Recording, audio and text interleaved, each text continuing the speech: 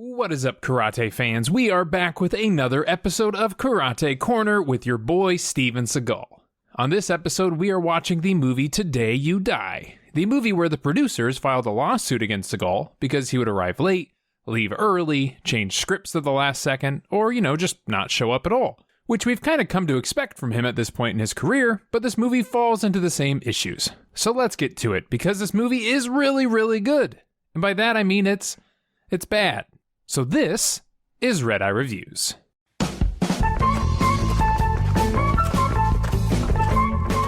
Alrighty, ladies and gentlemen, we are going to start off with a very needed plot synopsis because this movie is so complicated.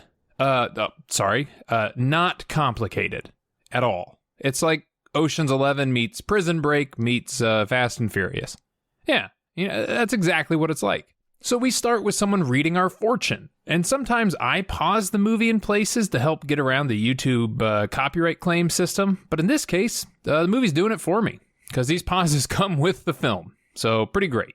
She wakes up, and it's worse than she thinks. She's married to Steven Seagal. Lord have mercy. But this is no nightmare. It is reality, and she tells her husband about her dream. Man of power, both the physical and the spiritual world.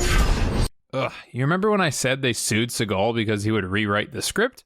Yeah, that was one of those times. But we do learn that Seagal is like a modern-day Robin Hood, and he steals from the rich and gives to the poor, and takes just a little bit himself to also kind of be rich. Hey, where'd you get this painting? You right about that, I like it, it's nice. Hey, Seagal, buddy, old pal. Can we just wait like a few more minutes before you start being uncomfortable around people of other races? Or we're only 3 minutes into this movie. Just slow the train a little bit. So Seagal goes and robs a rich person. We see him zip line. This is him. Don't take another look at that. That's him. And I am no expert on safes, but are they normally this well lit inside? But this house was a setup because they're waiting for him. I always rob these scumbag drug dealers and give to the poor. Yeah, we get it. Yeah, that's why they're here, to stop you.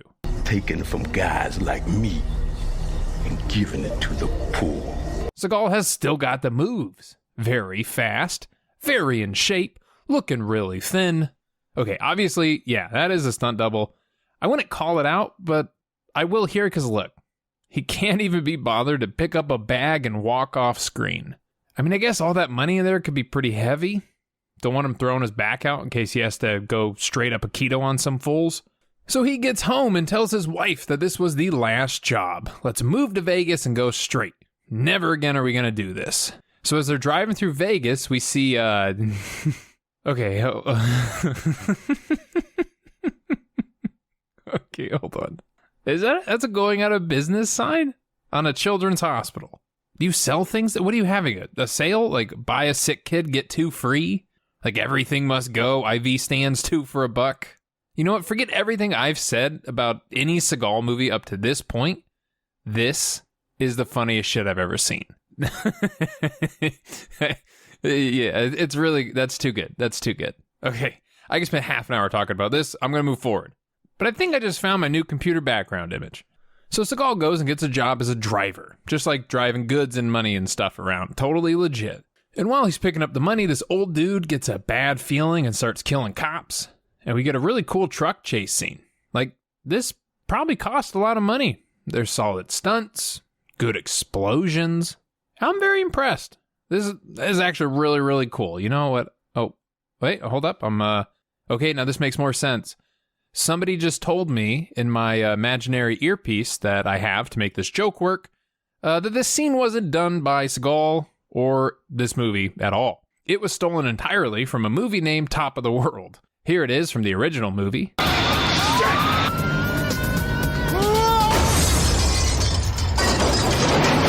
So yeah, the best part of this movie was taken from another movie. Yeah, that kind of makes sense.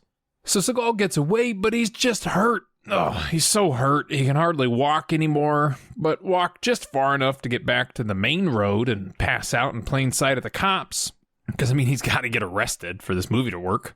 However, the cops can't find the money that was stolen. All $20 million are gone. So they put Seagal in jail, and they tell him that the guy that set him up is dead, but he knows better. He's like, nah, that guy's alive.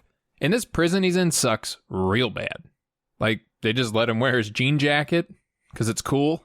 Some guards must have spilled the beans about Seagal because everyone knows why he's here and that he was a part of this big money heist. And the people think he knows where the money is, so some dudes go to fight him over the money. And look at the size of that shiv. I mean, it's not even a shiv, it's like a dagger. Where's that one guard in the place? By the way, this prison has like one guard. It's the same dude in every scene.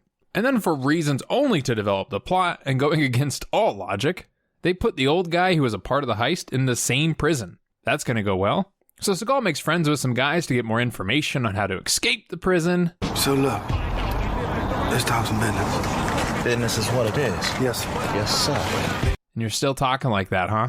He gets in a fight with the old man to try to learn out where Max is, and the guy's like, Max is dead. Everyone's gonna say he's dead. And he's like, is he though? I don't think he is. And it's so funny to me that all these people are interested in this heist.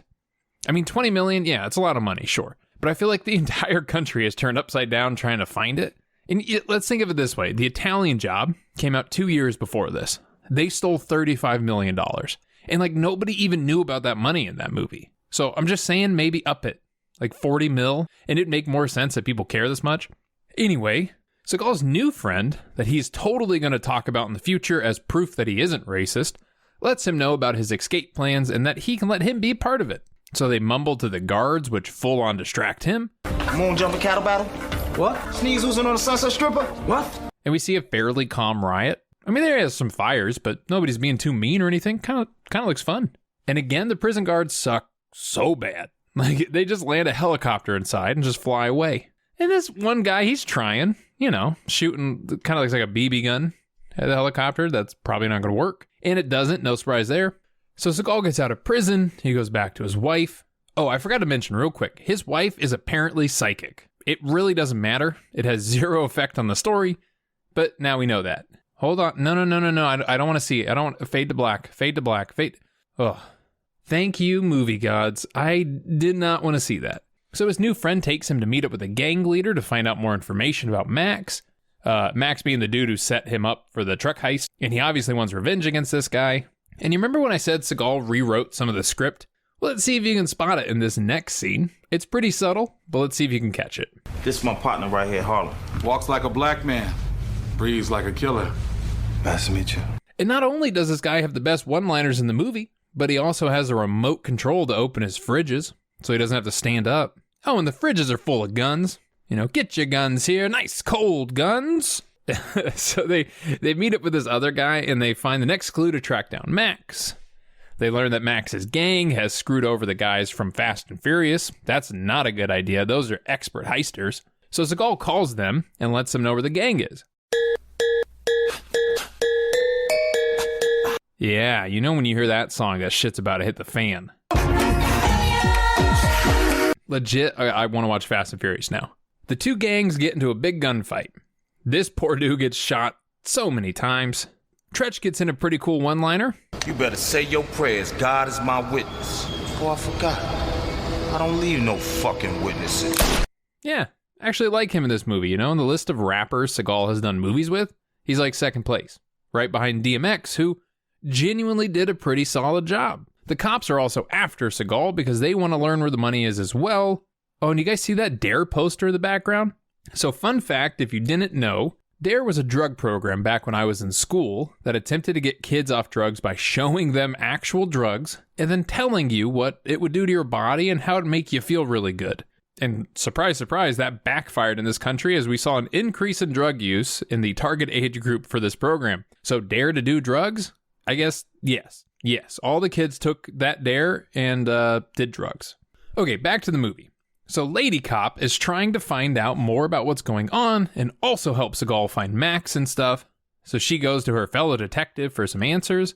And who is this kid? He's like half eyebrow. Is he supposed to be a detective? Which cop gave their nephew a badge to play with? Can somebody get him? He's like 12. Anyways, Seagal finds Max's house and goes after everybody inside. And never mind the fight, I don't care about that. I have hung several light fixtures in my life, and I have never seen drywall studs hold so well. I know they make them to hold over 200 pounds, but I mean, we all know there's a little more weight involved here. Very impressive craftsmanship. So this fight leads him to another place, a warehouse, and that's where Max is actually hiding. Innocence. That's where the real power is. And firstly, okay, you have two pictures that are the same.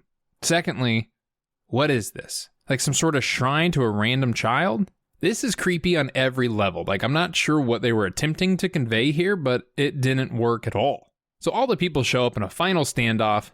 Lady cop just appears out of nowhere, and then her boss just appears out of nowhere next to her. Oh, by the way, he's a bad guy. You know what really gets my goat? You know the expression war on drugs? That's like making war on aspirin. And you know what, dude? Now is not the time to try your new stand-up material. This is a pretty serious situation. Why don't you be serious, okay? And within 5 minutes of each other, this movie steals even more from other movies. We get Indiana Jones. Yeah, it's pretty obvious here. Next one's a little more subtle. So where's the money? Show me the money, Harlan. Okay, it's not subtle at all. Jerry Maguire, show me the money. Come on. Yeah, show me the money? More like show me the credit you gave to all the other creators you stole from. Anyways, they kill the bad guy, they explode the factory, they pick probably the worst angle to put this fake backdrop on, because that's horrible looking. Oh, and you remember the children's hospital that was going out of business? Well, it turns out Seagal did actually steal all that money from the truck. Yeah, and he put it into a bank account. That's right. In between this scene, standing next to a truck on fire filled with money, and this scene where he's laying down by the road, he somehow walked into a bank and deposited $20 million of stolen cash. Excuse me, sir, do you have an account with us? Could you please move your burning truck? It's parked in a handicap spot. I mean, that's a pretty big stretch. But to be fair, there are a lot of things that have to stretch in Seagal movies, like his clothing. Boom. Roasted. Anyways, he gives the money to that children's hospital, and it's back in business, selling sick kids at full price again. Thank God. And for one, don't just film children that don't know you're filming them, because she looks pretty uncomfortable. And secondly, this is Chloe Grace Moritz, when she was like 8. And that's pretty adorable. Good for her getting an acting gig so young. She was in Tom and Jerry, by the way. Check out my video on that. It's a good little plug there, Redeye. But also, Seagal gives her a good luck charm. And keep in mind, he doesn't know her at all. There's no connection with him to this little girl. So Seagal singled out one sick child at the hospital and got real creepy. And on that high note, the movie's over. And the last thing, just last little bit, the song in the credits is, it's something. Just listen.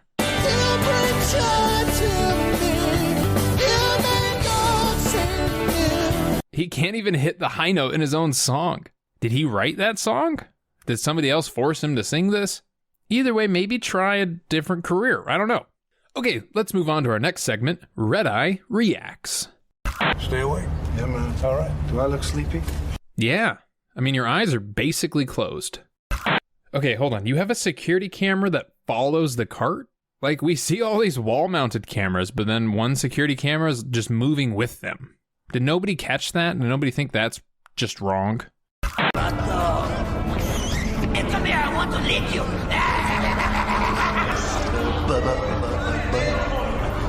We gonna have ourselves a good time. Yeah, they nailed it. That's exactly what prison's like. Hold on. Is that Danny DeVito in disguise? Because I think that's Danny DeVito.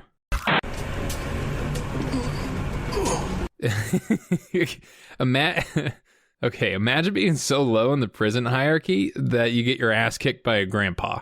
That's a bad day.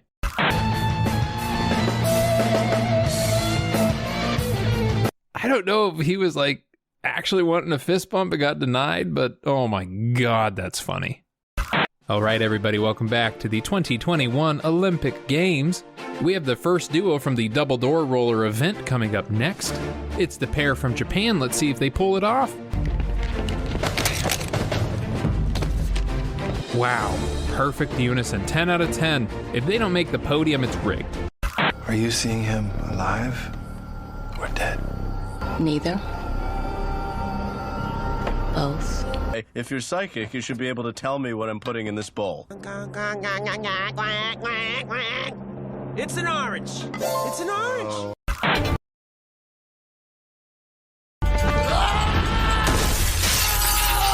Who the fuck is this? Okay, that was it. That's all we get. That was Today You Die. I hope you enjoyed the video. Thanks so much for watching. Make sure to like, comment, subscribe, hit the bell, do the stuff. Pretend to be psychic. That could be fun.